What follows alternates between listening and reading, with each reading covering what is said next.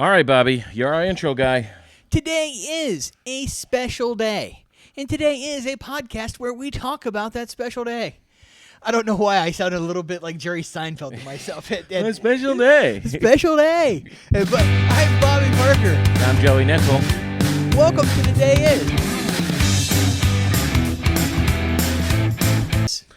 All right, this is a very special episode because it's been a while since we've been together. Yes.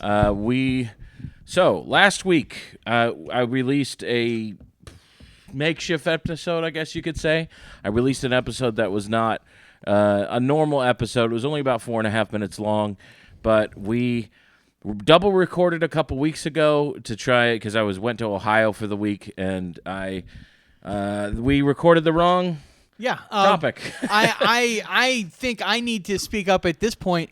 I'm the one that said, let's do this topic, because I was just hurriedly looking at the list, and I was on the wrong week, obviously.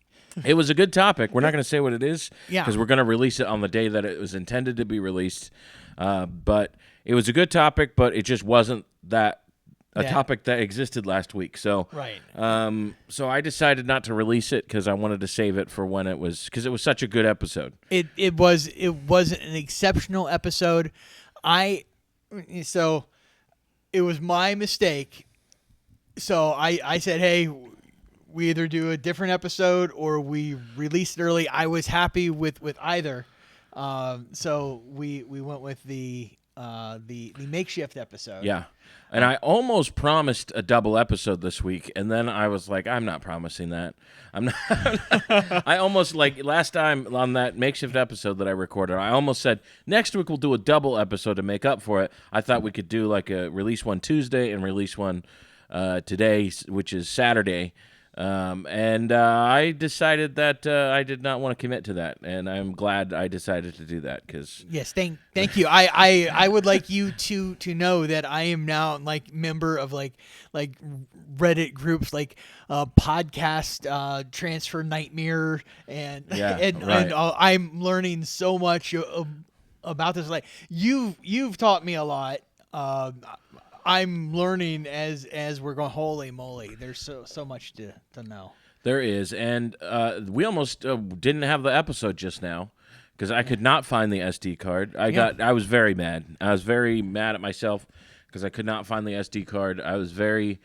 The recorder that we use takes a 32 gigabyte SD card, and I don't have. That's the only 32 gigabyte SD card I have. I have like 10 SD cards.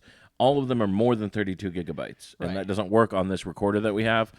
And then I tried to set it up on our phones. I couldn't get it working on 3 different phones. I couldn't get it working on.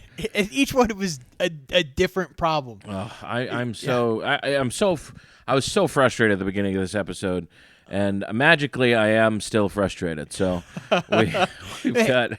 As my wife loves to say, if there's one thing I can do, it's I can remain frustrated.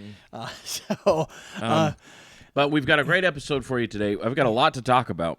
Yeah, I'm excited to hear about your adventures. I'm excited to tell you about all of my frustrations. So yeah, this will be a blast. First of all, let's talk about. Did you do any shows last week while we were gone?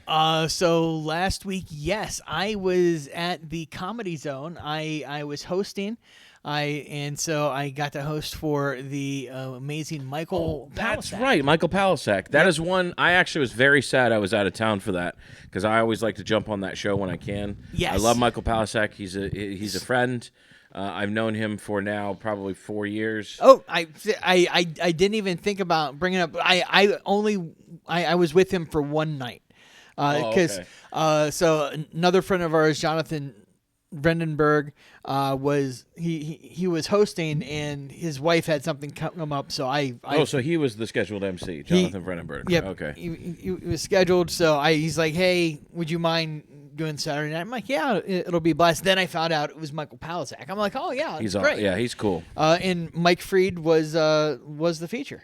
Okay, cool. Yeah, so worked out. Tucker Lenora, she was a guest, had a guest spot in each of the 2 shows. So it was a blast working with people I knew and somebody like I hadn't met but love his stuff. So Yeah, he's great. He's got some really awesome content out there. You can check his dry bar. He has a dry bar, Yep. and so his name is Michael Palascak. I'll try to put that in the liner notes. Our listeners want us to tell them when we talk about somebody so they can look it up later. Cool. So Michael Palascak, he's got a dry bar. He's got several late night appearances, stuff like that. Yes. Great dude. He was on Last Comic Standing. He was on Last Comic Standing. I've known him for a few years now. First time I worked with him, okay, I've got a Michael Palascak story. Okay. First time I worked with him, I was scheduled to be the MC, and this was at a dark time in the Comedy Zone when they were just like not having MCs for some reason. Like it was this, they were just bumping MCs for no reason, even if the headliner wanted an MC. I don't know what was going on at that time, but it just, I kind of know what was going on, but we won't get into that. Right. But so that was happening, and I showed up. Oh, and I found out my friend Nick Harvey was featuring.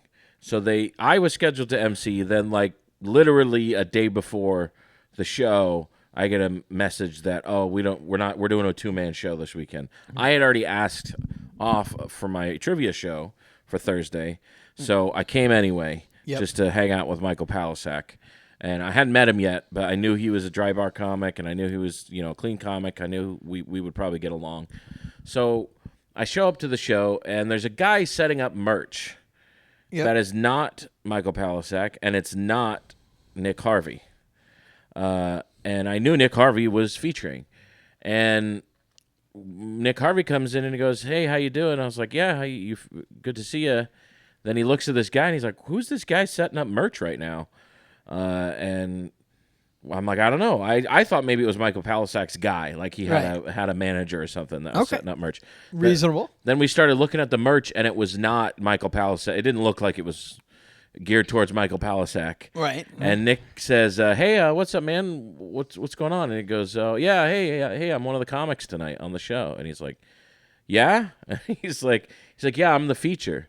And Nick's like, "God, I'm supposed to be the feature." And he's like, "Oh no, I got an email. That says I'm the feature. Like I have email confirmation." And he's like, "Okay, let's talk to Leah about this." Leah's the manager. Yeah. So they go get Leah, and he's like, "Hey, what's going on with this feature?" And Leah's like, I don't know who this guy is.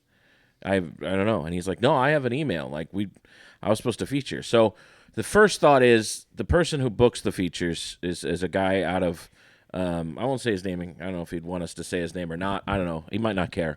But he's up in Charlotte. He's up in North Carolina. He's at the corporate office for Comedy Zone. So sometimes Leah books the features. Sometimes this guy books the features. So she just assumed they screwed up at the corporate office and they double booked a feature. Okay. Which happens sometimes. Not very often, but it could happen. So she's looking through her emails, trying to figure this out.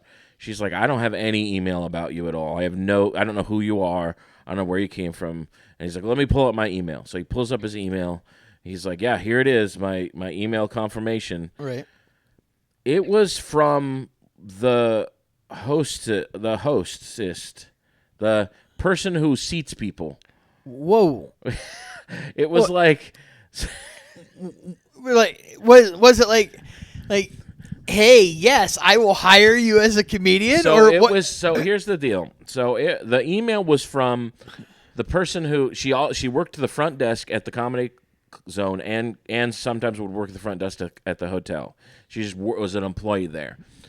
At the time, they had started this open mic where you had to call in to reserve a spot to be on the open mic. Do you remember that for 2 seconds? Right, yeah. So she was fielding calls to I guess to pre-sign up for the open mic every week. And I don't know if she misunderstood what was going on or she took it upon herself or I don't know exactly what happened. She did not even work there anymore. It had been months since she worked there. Right. Like maybe 6 months ago, he called the Comedy Zone, this guy, and he's like, "I want to come feature on this day. could I come feature? And she's like, yes. And then he's like, okay, can you email me the information, the confirmation? She's like, sure. Emailed him some sort of confirmation. He never checked up on it. He never was like, I'm going to go look at the Comedy Zone website and see if I'm even on there, or like never called back to confirm it, anything like that, and just shows up. Now, he's from L.A., so he had flown out, but not he was there for he was there for like a family reunion too. So right. like he had another reason to be there, and that's why he was trying to schedule this show. But it's also like that's his fault. Like who calls a comedy club and is like, "Can I feature for you on this date?" Sure. Like 6 months later. Yeah, no contract, no like this guy either doesn't know how feature spots work, right, or he knew what he was doing and was trying to trick his way in. I don't know. Or I don't know. He claims he's been doing comedy for years. Like he claims he was like, I don't know, 7 to 10 years in. I can't remember. I think it was longer than me actually. Whatever the amount of time was. Right. Like, there's no way you've been doing professional comedy this long and think this is like you don't call you don't make sure.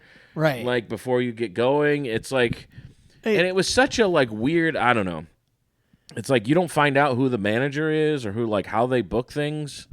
I don't know. It was there were even weirder things than that. Anyway, so she's like, you can't be on this show. Like I don't know who you are. I don't even know if you're a comic, honestly. Like I have no information about you. And he's like, well, I've got a bunch of people coming tomorrow night to the show. Like I've got like 30 people. They've already bought tickets. And if I were in that situation, I would have checked his website? I would have no, I don't mean if I were the comic. If I were the manager of the comedy club, or if I owned the show that he was doing this to, I would not have let him perform. I wouldn't have let him perform. That's ridiculous. No. But I probably would have maybe refunded their tickets. Maybe. Because that's also not my fault. So like I'm the only reason I would have maybe refunded the tickets is because they were people who lived there. So it's like I do want to maintain a good relationship with the people who live there. Like I don't know, maybe sure. I don't know, maybe there was no hope of that anyway because I wasn't going to let him perform. Anyway, she let him perform. Did not pay him. Right. Let him perform for free and let him sell merch. And then and this is after I had just gotten bumped from being the MC for no reason. So they let him be the MC for free. Which I actually didn't. I liked that even less because I'm like, okay, now they get a free MC instead of paying one. That gets to sell stuff. Yeah, because as MCs, I mean, we shouldn't sell anything. I don't know if we. Most of them MC shouldn't sell merch. Besides the MC, if you're the MC, you pretty much, unless it's like your show or something, or unless there's only two, it's a 2-man show. There's really nobody's going to buy anything from you if the feature and the headliner are both selling merch. Right. So, I don't know. So they let him perform the whole weekend. I had still, to this point, had not met Michael Palascak. Michael Palascak was kind of involved in this discussion. And she's trying to get his opinion on it, and Michael's like, don't ask my opinion. Like I'm just the headline. Like I'm just doing a show. Right. So and all this stuff. He's very lackadaisical. In that, like, yes, he's very chill guy. But he's like, I don't care what you do. I'm here to perform. Yeah. Whatever. So they worked it out for that to happen. So the dust settles, and I'm like, okay, now I'm gonna go introduce myself to Michael Palascak. So I go, hey, I'm Michael, or I mean, I'm Joey Nickel. I just wanted to say, hey, I'm a comic in the area. And he's like, oh, okay, cool. And then I think we talked about a couple comics that we were mutual friends with or something. Right, and then and Chris Buck was there sitting in the lobby, and we're like by the front desk talking. And then Chris Buck yells, tell him what you were supposed to do. And I'm like, I don't want to burden him with the whole story. He's like, no, tell him. And Michael's like, what? And he goes, he was supposed to be the MC this weekend. He's like, what? And it's like, oh, so did this mess you up, this whole thing? And I was like, no, this was completely independent. This was a fiasco that had nothing to do with me getting bumped as MC.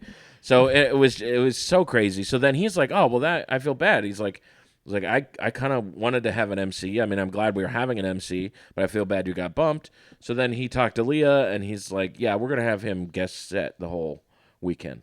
So I ended up guest setting the whole weekend, which was honestly what I wanted. Mainly I wanted to make the connection with Michael Palascak. Right. Get on the show, that kind of stuff. I didn't care that much about, I mean, yeah, it would have been nice to get paid, but that wasn't the main thing. Right. So we got to hang out all weekend. We became pretty good friends. He ended up buying me dinner. He felt a little sorry for it, even though what happened didn't affect what I was doing. Right. And he had no influence on whether or not I was gonna. Right. Yeah. So anyway, the next time he came into town, I also did the show with him, and since then I think we've pretty much had MCs every. There was like a year there where they were really, I don't know what they were doing. They were trying to push out the MCs altogether or something. I think that they were They were trying to save money or something. I think it was a little bit money and a little bit, hey, we don't really like the local comedians. I mean, yeah, probably. It was, and honestly, there are a few comics that we like kind of strong arm their way into that, into the Comedy Zone that kind of were giving other comics a bad name who weren't even part of the Comedy Zone really until it got sold. Anyway, that's a whole nother thing. The point is, Michael Palascak is awesome. Yes. We became pretty good friends. And the next time he came into town, I worked with him again at the Comedy Zone. It was a fun time. Good dude. I message him every now and then when there's something. When I see something happen in his career, I'll usually talk.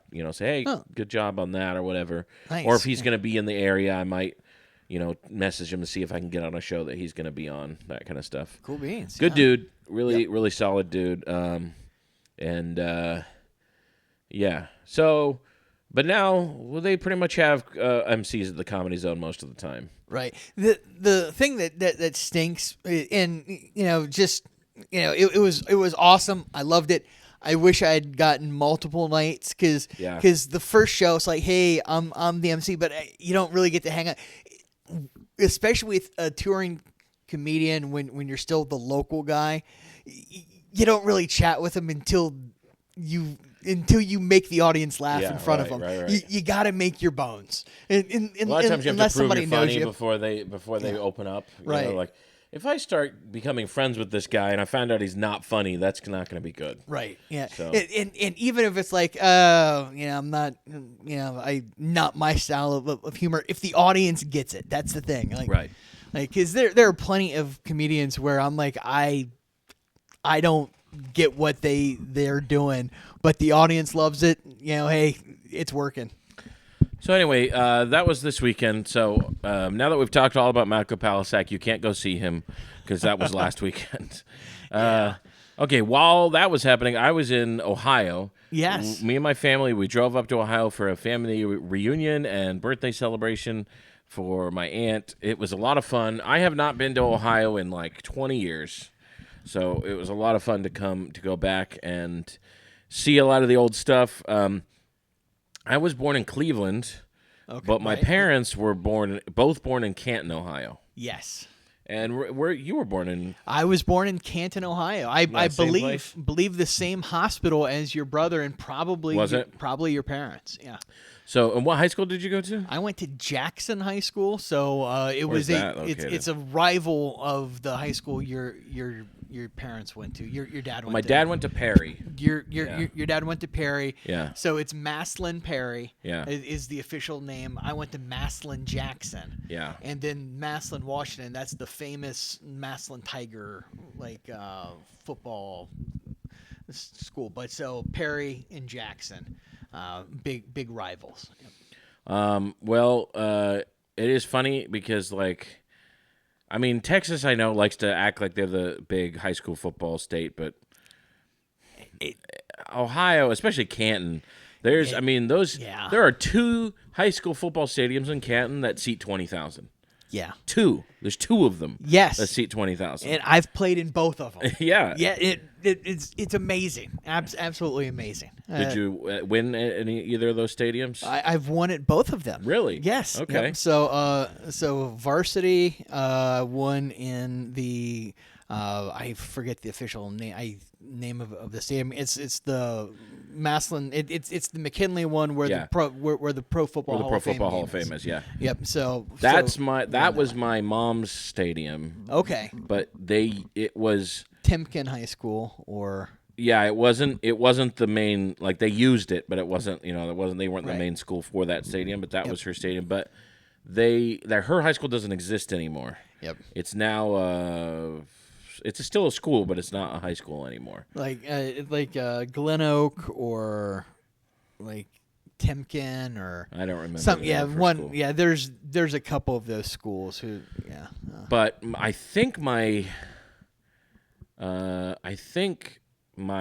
grandma went to McKinley. Okay. I think something like that. Yep.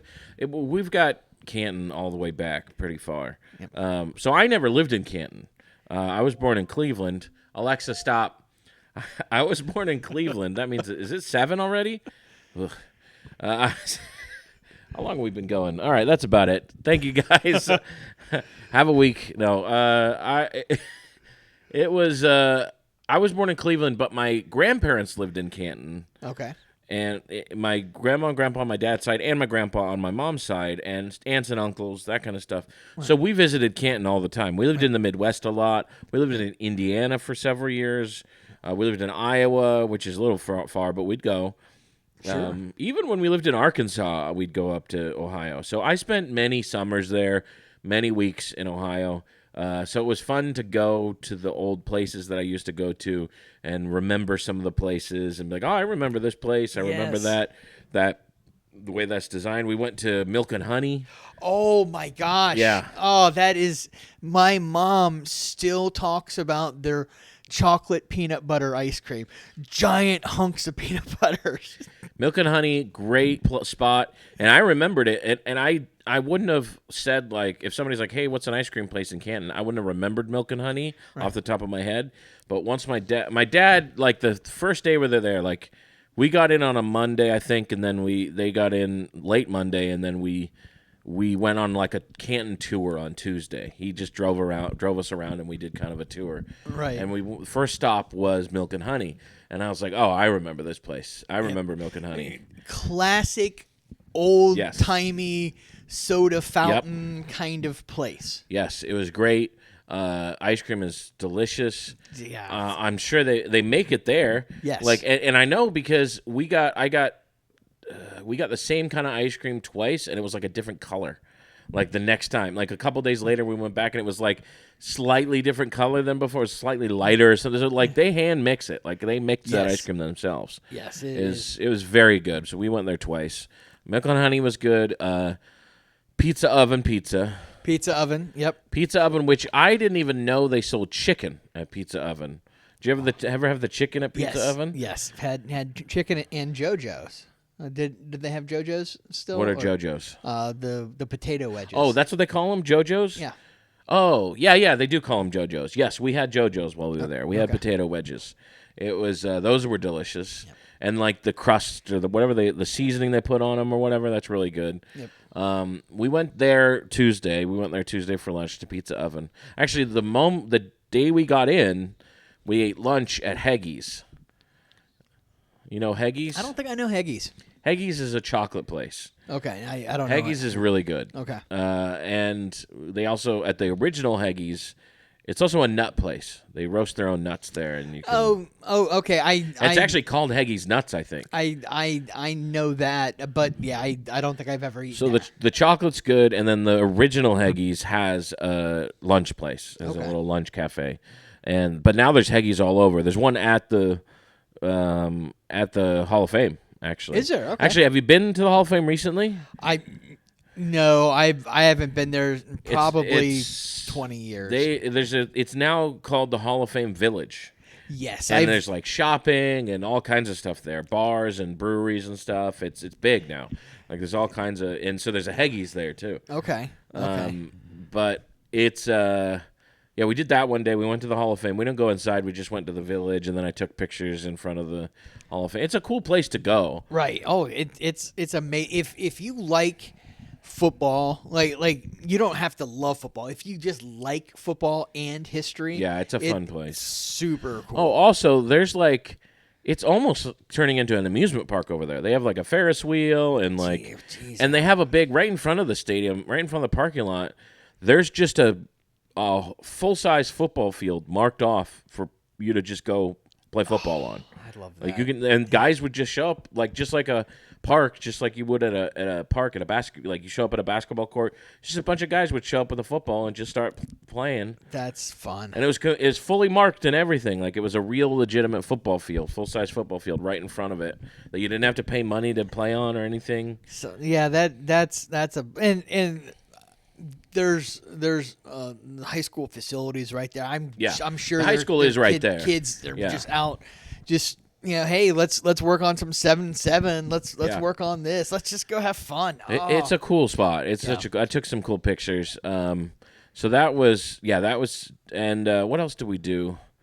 Oh, and I forgot. Anyway, pizza oven pizza is one of those foods that's like.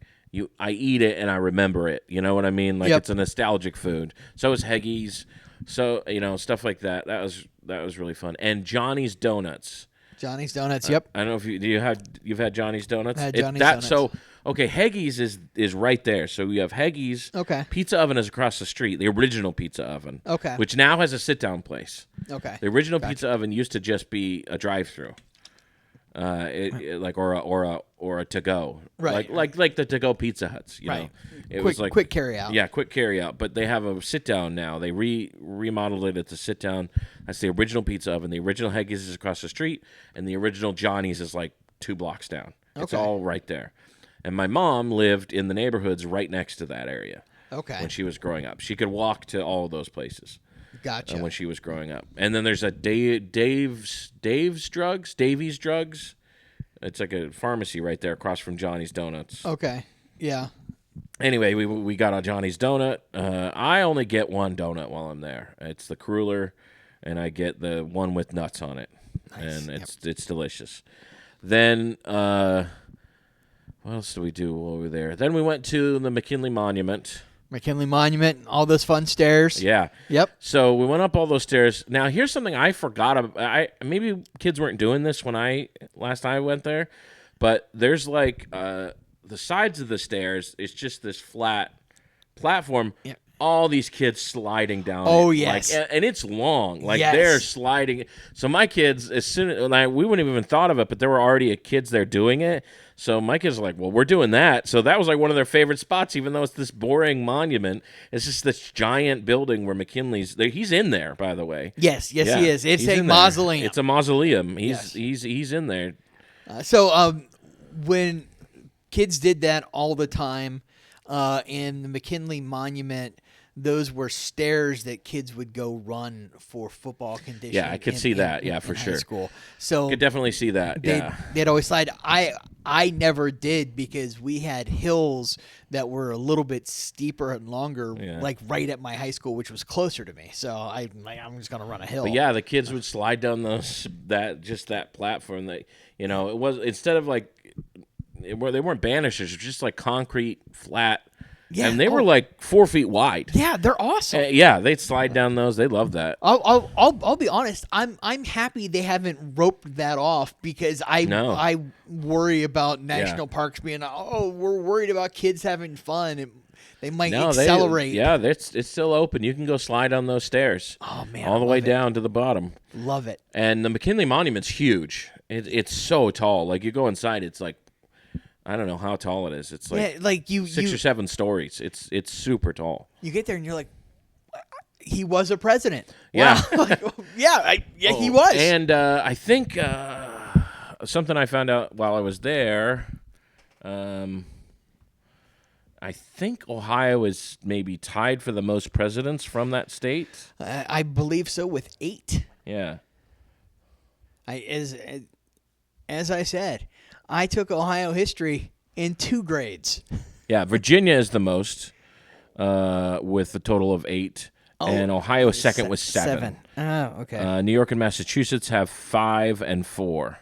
So 7. But you know what? So officially, West Virginia has no presidents. Right. From its borders. But West Virginia wasn't a state until the Civil War. True. You know that? Yep. So it was Virginia. It was part of Virginia until the Civil War. So I think, I don't know, maybe I guess I don't know. I guess no president was born. I guess they probably would have given West Virginia the credit if they were born in that area that became West Virginia. Probably. I don't know. Maybe. And frankly, that they split off the mountain region. All the presidents lived in the plantation cities, in region. the plantations, and So, it's like, well, and that's, you know what, that's not even fair, because like the United States was like Virginia, and that was it for a long time. So that's not even fair. Yeah. So Ohio having 7. Also, how many presidents since the Civil War? Honestly, from Virginia, I can't think of many. one. Yeah, they haven't earned that yet. They haven't earned it back. I don't know if that's true. See, presidents by state since the Civil War. Ohio has 7 and Virginia has 5. Virginia has had 5 since the Civil War. Oh, okay. For presidents, and Ohio has said 7. But yeah, 7 from Ohio. So all of our presidents have been since the Civil War. Ulysses S. Grant, Rutherford B. Hayes, James A. Garfield, Benjamin Harrison, William McKinley, William Howard Taft, Warren G. Harding. All of those presidents were from Ohio. And I have played high school football or wrestled against kids from schools named after each of them. Yeah, right. Yeah, of course there's a school named after all of these presidents. Where was Grover Cleveland from, though? I know he was mayor of... He is from New York. I know he was mayor of Buffalo. Yeah. But he wasn't like born in Ohio. Nope. The name Cleveland makes me think he was. It often does, but no, the city of Cleveland got its name before. Right. Yeah. Let's see. Just want to see where he was born, though. Yeah, New Jersey. He was born in New Jersey, but he was mayor of Buffalo in 1881. Anyway, I'm related to Grover Cleveland. Are you? Yeah, he's my great uncle. Oh, that is. I am also related to somebody in history. I'm related to Sir Walter Raleigh. Oh yeah? Yes. Wait, is that the correct pronunciation? Yeah. It's not Walter Raleigh? Sir Walter Raleigh. Raleigh? Yeah, that's the way I was told. But then again, it's like my mother's family, like back many generations. Like I have no idea.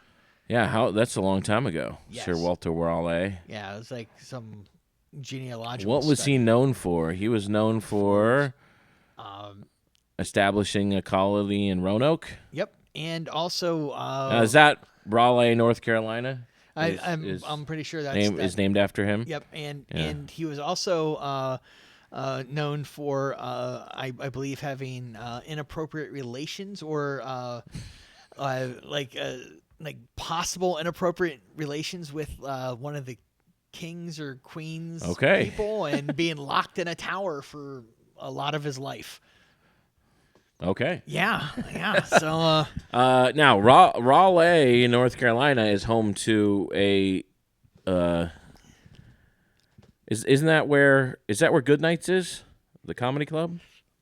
I don't know. Maybe not. I don't know. I could be wrong. Anyway, I think there's a club there. If so, that's awesome. If not, we're sorry. There is a club there at somewhere, but I might be. Is Good Nights? What's the Virginia city that has a club? You're asking the wrong guy. Anyway, they don't book me. I don't know. Well, guys, speaking of historical figures, we are not going to talk about one today because this person we're going to talk about was fictional.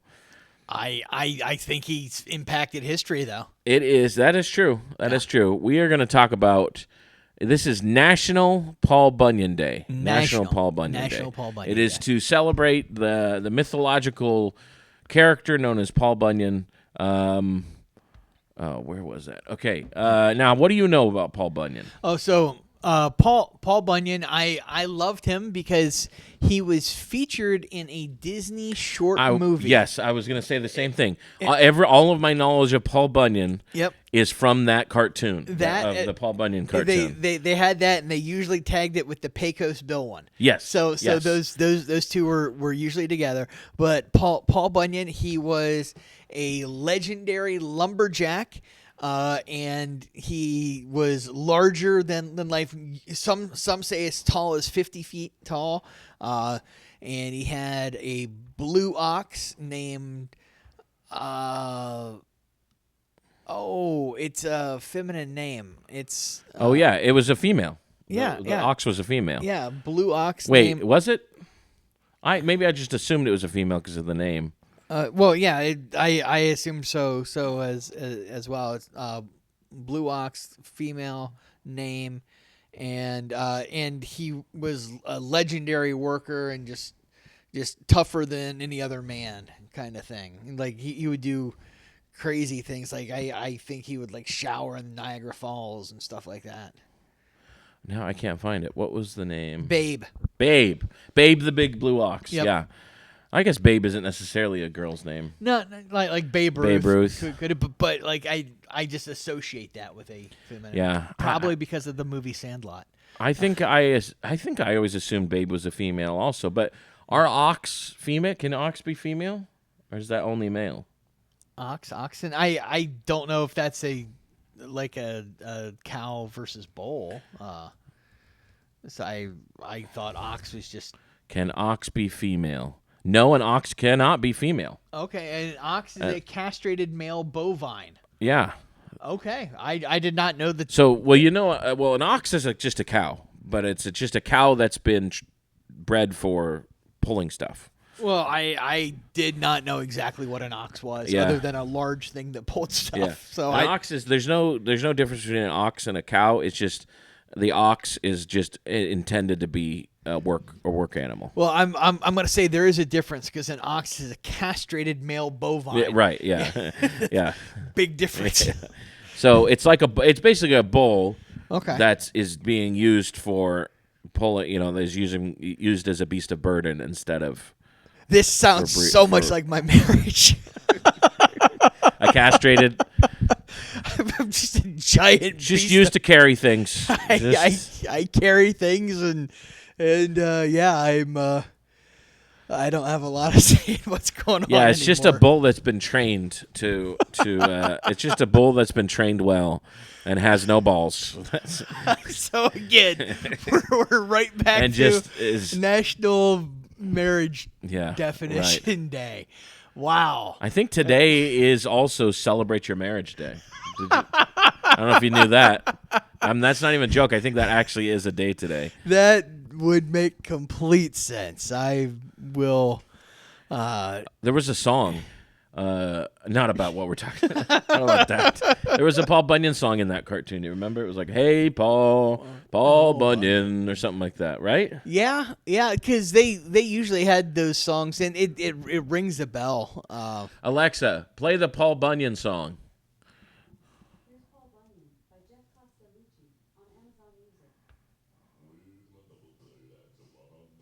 Yeah, this is it.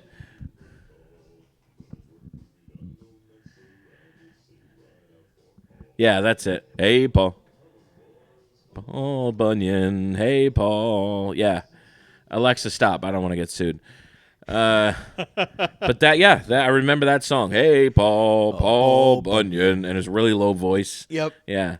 And now, I don't know how this came in, but Paul Bunyan had a John Henry story in it. Do you remember it? Not John Henry, but like a John Henry style story in it. Do you remember? Where instead of him like having to like he had like chop a bunch of trees down to do something. He was a lumberjack, right. And he was good at what he did because he could chop them down with one chop because he was giant. Let's see how he was. 69. Don't give me meters. This is an American hero, and they're gonna give me meters. Some people had him as Canadian. Oh, really? Yeah. Oh, I didn't know that. No, but they're He was. Here, listen to this. There's a lot of border, yeah. This is a better measurement. He was 63 axe handles tall. well, that makes complete sense. And given that an axe handle is roughly 36 inches, so what's 63 times 3? 63 times 3. Oh, 226 feet. He was 226 feet tall? That does not sound right. Yeah, that seems really tall. 200 feet. But, however, some stories describe him as being 7 feet tall. Other accounts describe him as being so tall that his footprints created the 10,000 Lakes of Minnesota. Do you remember that? I do. In the movie? Oh, in the cartoon? Yeah, but that also makes sense with him being 200 feet tall. If he's 200 feet tall. Right. He also, his axe, he was depressed. Okay, so let's start. So he was born as a giant baby, and they had to feed him these giant flapjacks or something. Oh, yeah. Do you remember that? Yes. And they fed him these giant flapjacks because he was so hungry all the time.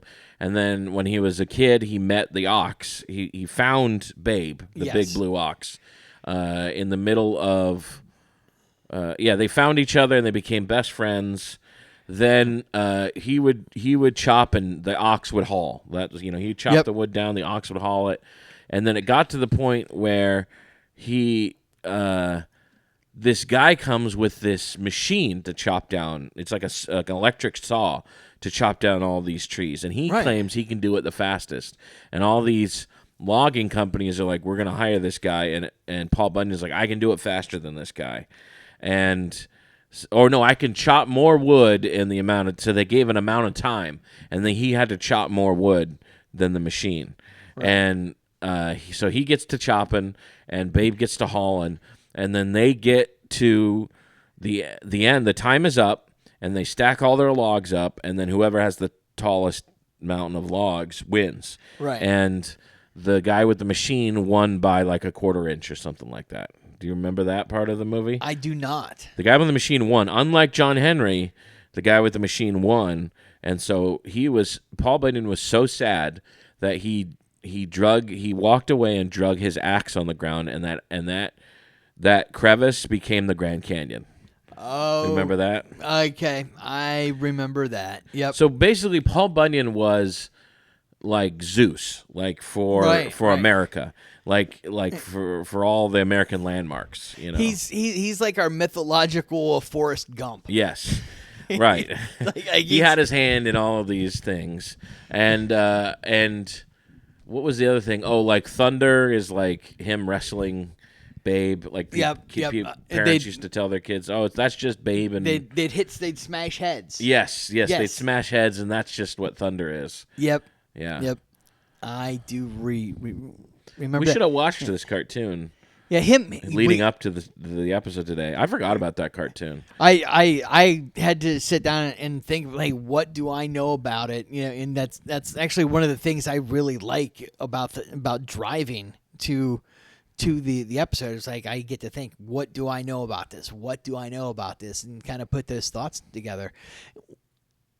You bringing up him being sad and dragging that through to make the Grand Canyon makes me think of the other Disney short, Casey at Bat. Yeah, I think this was part of a series. I think you had Paul Bunyan, Casey at the Bat, Pecos Bill, Davy Crockett, or am I thinking of the movie? I think they did a movie about Davy Crockett. I think they did a live action movie. They of Davy Crockett, right? They did the an Alamo old and TV stuff. series. Or was it a TV series? Yeah, old TV I think I series. remember a live action thing with Davy Crockett, but it was like, it was Pecos Bill, Paul Bunyan, Casey at the Bat, and I think a John Henry, right? Did they do a John Henry? I want to say yes. Unfortunately, John Henry doesn't ring as much of a bell, but I remember watching it. I remember something about it. Yeah.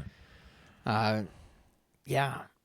So, Casey at the Bat. Now, the best part about Casey at the Bat is, he strikes out or whatever. He has to learn a hard lesson. Right. Of what is the lesson? Don't be overconfident. Maybe is that the lesson? Yeah, and don't showboat because don't showboat. Is that what it was? He was waiting until the last pitch. He was waiting until the last pitch. Yeah, he's like, yeah. But then do you remember his redemption story is he's coaching his daughter he's coaching his daughter's baseball team, and then he dresses up as his daughter to hit for her because the game's on the line, and he doesn't trust his daughter. That's the end of the story. I don't remember Yeah, you don't that. remember No. that? He dresses in drag at the end of that's his. It's years later. He's retired from baseball. His daughter's playing. He's coaching his daughter's team, and he dresses in drag. Now, you know what? This could have been a World War II era movie because during World War II, women played baseball instead of men, right? Because the men were all off at war. So maybe that's when it was supposed to take place. He was a coach for a women's team, during the World War II era. Which, by the way, A League of Their Own, great movie. I mean, one of my favorite movies. That is in contention for my favorite sports movie. That is top 5 best sports movies. A League of Their Own, easily top 5. Yep. There's no crying at baseball. My favorite part about that is the delivery of Tom Hanks when he says that, because he says there's no crying in baseball, but then he says it again with a right, like he turns to everyone else. There's no crying in baseball. He doesn't say right, but he says it with that tone of there's no crying in baseball. Yes, looking for the agreement of everybody else. I mean, just the amazing casting. Yeah, that was such movie. a good movie. Well, Rosie O'Donnell, probably her best role ever was that movie. She was great in that movie. Madonna was really good in that movie. Did you know they did not want Madonna to be in that movie? They thought she wasn't a good act. They thought it was a stunt cast. It was just gonna.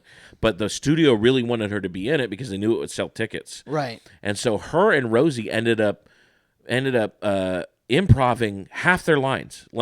They went off. Now a lot of it, they kept the script ones in there, but there's just a fraction of what they did on that set ended up in the movie. Right. But there are several lines that were improv'd by Rosie O'Donnell and Madonna during that movie that stayed in the movie. I believe it. One, Rosie O'Donnell, amazing comedian. And is just very, very good at things like that. And Madonna, I mean, she's Madonna. Yeah.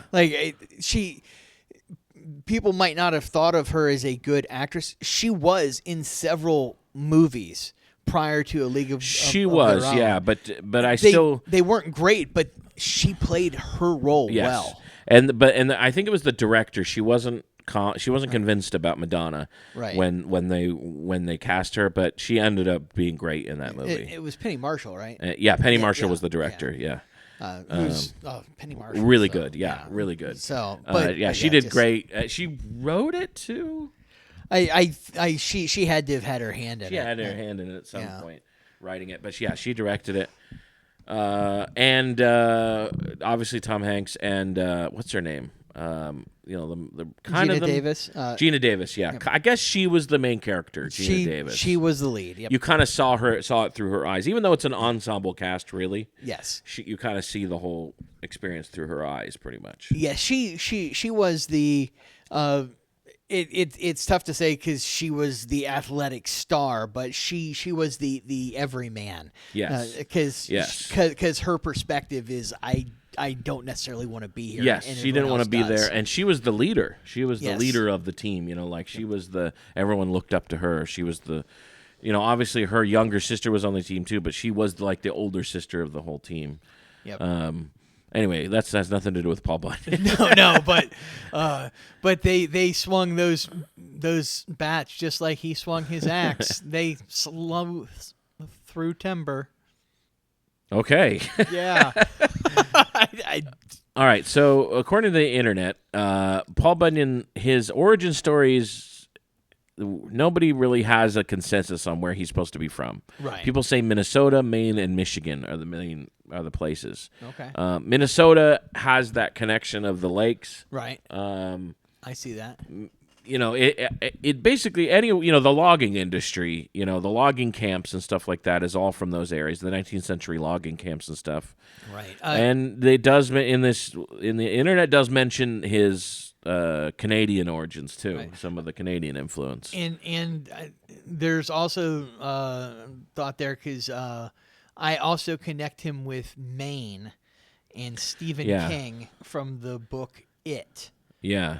Because the town has a Paul Bunyan statue. It looks like all three places have some sort of monument or statue to him. Yep. So it looks like Bemidji. I don't know how to pronounce this. Bemidji. Bemidji? Yep. Bemidji, Minnesota. They have a statue, and so does Bangor, Maine. They both have statues of Paul Bunyan and Babe, I believe. Okay, fun thing. Bemidji Yeah. is there's a school in Bemidji that sent me a recruiting letter, which is the only reason I know about that place at all. I think 2 or 3 letters from them and a phone call from a football coach. And I'm like, I have no idea what this is. Like, it looked like a beautiful place when I was like looking at the brochures, but I'm like, that's not gonna work. I would have probably loved it. I've always wanted to go visit, so now I know they have a statue. Yeah. Yeah. Now you can check it out and visit the statue. So we'll be going on a Paul Bunyan statue tour in our next podcast. Did you ever watch the show Squidbillies? I've seen episodes In Ellijay, North Carolina. Is that North Carolina? Ellijay, Georgia. In Ellijay, Georgia, there's a giant Squidbilly statue. Is there? Yes. Oh, I'm going to try to show pictures on this episode. If I have time tonight when I'm editing this episode, I might throw some pictures in there so people can see what I'm talking about. But there's a giant squid. I have this picture next to it. And it's on Google Maps. Like, you can find it. Like, it's a landmark on Google Maps. Nice. And it's really in the middle of nowhere. Like, it's not next to like a business or anything. It's just in the middle of a field off the highway. Yeah, it is. I agree. I just found this thing. Yeah, it's this huge monument there. It's giant. Like, look how big it is. Yeah. Holy moly. Yeah. And Dusty, they did a cartoons episode on the Nate Lane podcast, and Dusty was talking about how he liked Squidbillies when it was on. And so I listened to that episode literally the day before I saw that monument in Ellijay. Right. And I was like, I got to take a picture of this. And I took a picture and sent it to him. I was like, hey, I just saw this big statue. He thought he got a kick out of that. That's awesome. That is, I've been through Ellijay many times.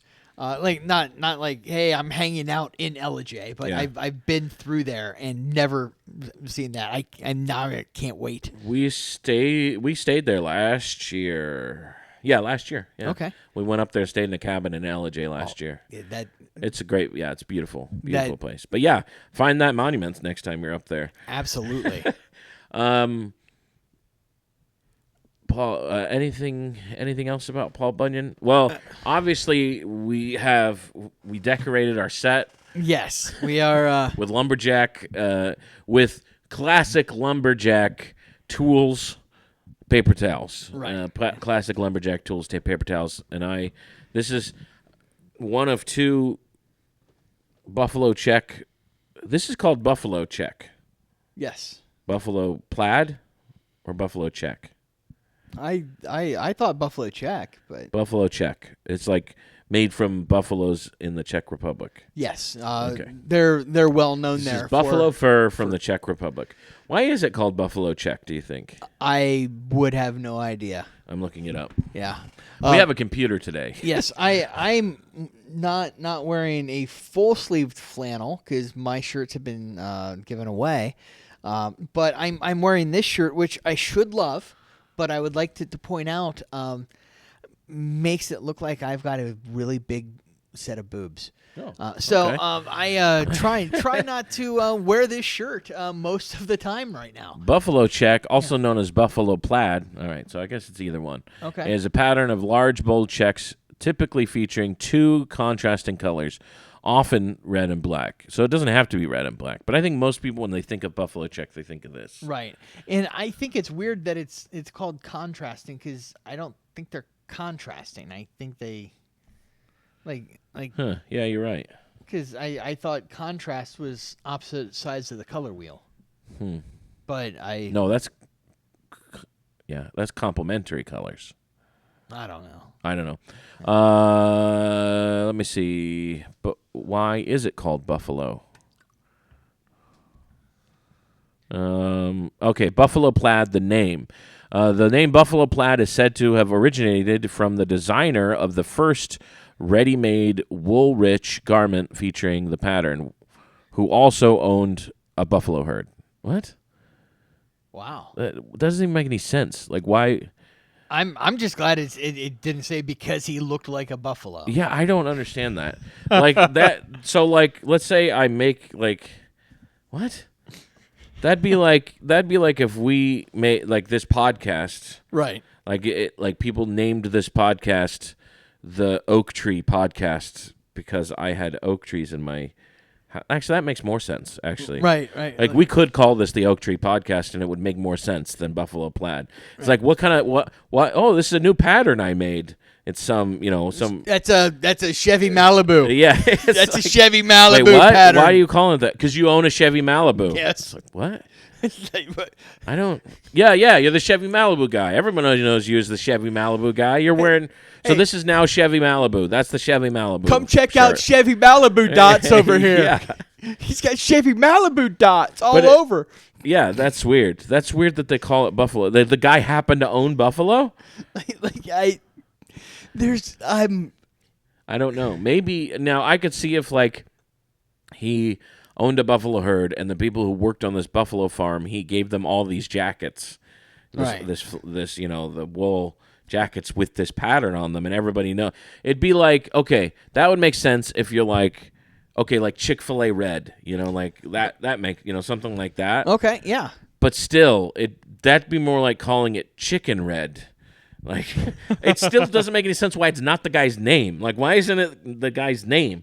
Why isn't this pattern that this guy created? He's now. Oh, his name was Bill Check. Was it? No. Oh. What if his name was, and it was like his name's Buffalo Check, and it's like, oh. Oh, wow. But like, it doesn't make any sense why the guy created this pattern that is well known. This is a famous pattern that is in the zeitgeist of at least American history. But like, I don't know if they call it Buffalo Check in Europe or not, or if it exists in Europe. But at least Canada, it's North America. Like, at least in all of North America, we know this is Buffalo Check, and it's not even named after the guy who created it. And I don't even see his name here. No.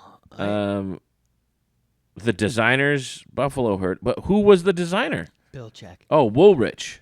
Oh, his name was Woolrich. I thought it was saying like the Woolrich Company. The Woolrich Company.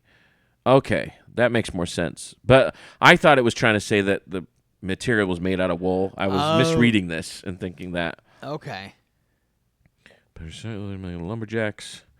Red and black. Woolrich Company is credited with popularizing the pattern in the U.S., with one story suggesting the name Buffalo came from the designer's buffalo herd. But still, why are we not? That sounds like marketing. Yes. That sounds like the old Woolrich Betty Company. Crocker Yes, thing. yes. Betty Crocker, not a person. Justice for whoever designed this. Because who was it? Who was the designer? It doesn't even say. We'll never know. He's lost to history. There was a brief history of Buffalo Plaid down there. Go down. There's a link. Yeah, I know that it's the McGregor red and black pattern, which is a Scottish tartan with Rob Roy McGregor. But I still like, who was the American designer that worked for the Woolrich Company? I don't know. Oh, yeah. We'll never know. I still think it's Bill Check. Yeah. I still think it's made from buffalo fur, from buffalo raised in the Czech Republic. Yeah. Designed by Bill Check. So do you know buffalo? There's no buffalo in America. There's no buffalo in America. Yeah. Well, there's bison. Yeah. So like the buffalo, so that's it's actually a misrepresentation. So like, which is so common in America. It's like how we call them Indians. It's the same thing. Right. It's like people saw the American bison, Europeans saw the American bison and thought it looked similar to a buffalo in Africa. Right. And right, that's where it's from. The water buffalo is what we would call it. They thought it looked similar to a water buffalo and started calling them buffalo. But really, there's no really classification of a buffalo in the United States. It's the American bison. Yep.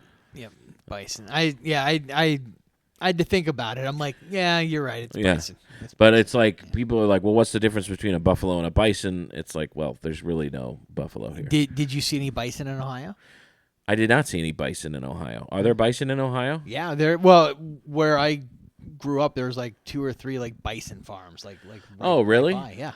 We used to look. So have you ever been to Yellowstone? Yeah. We went to Yellowstone several years ago, but we saw tons of bison up there. Okay.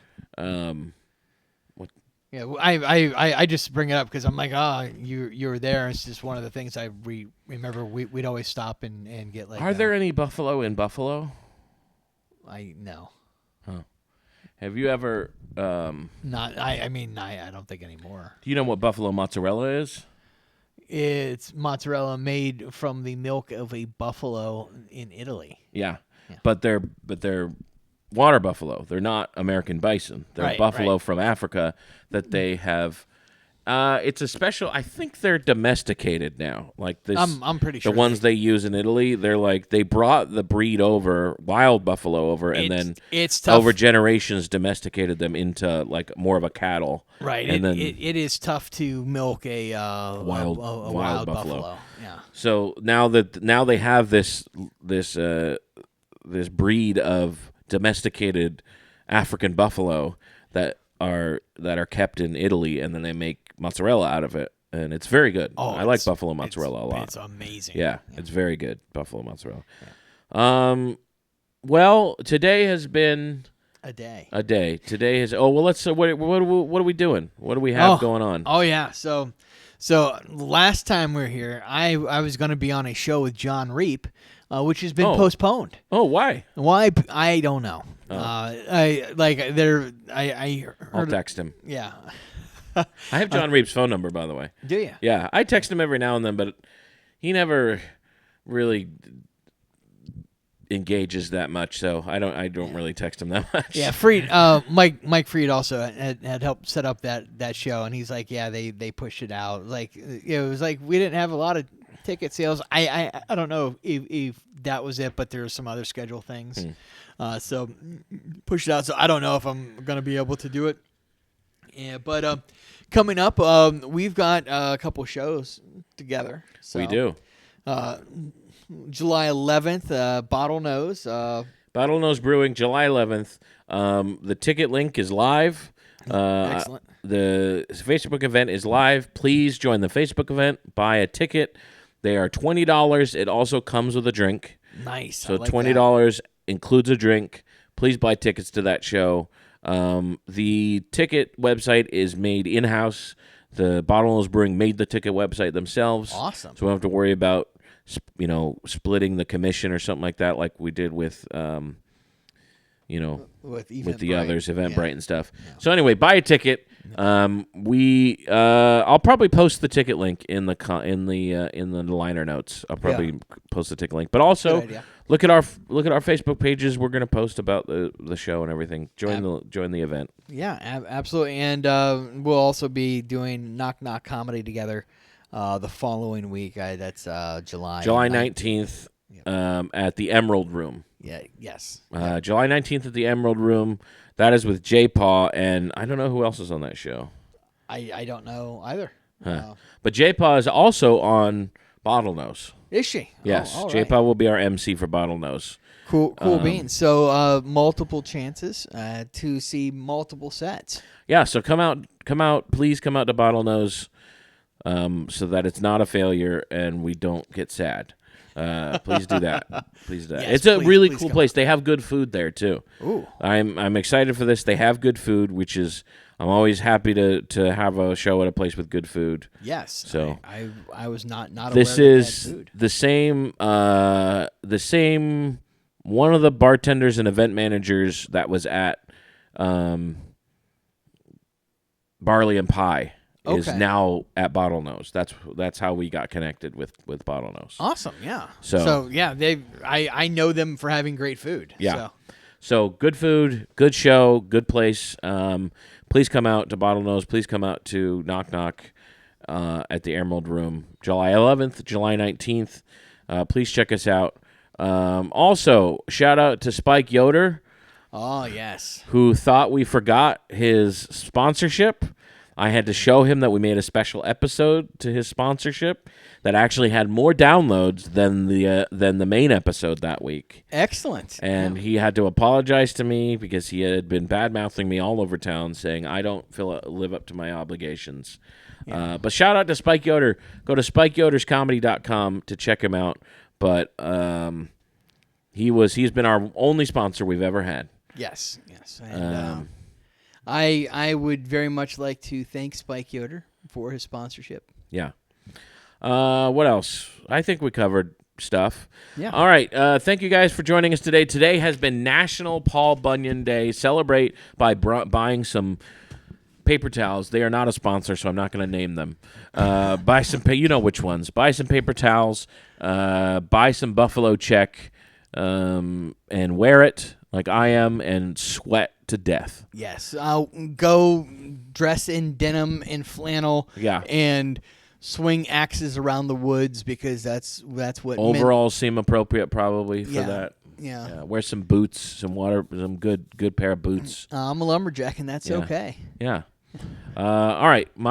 Thank you for joining us today. My name is Joey Nickel. I'm Bobby Parker. See you tomorrow. Have a good one.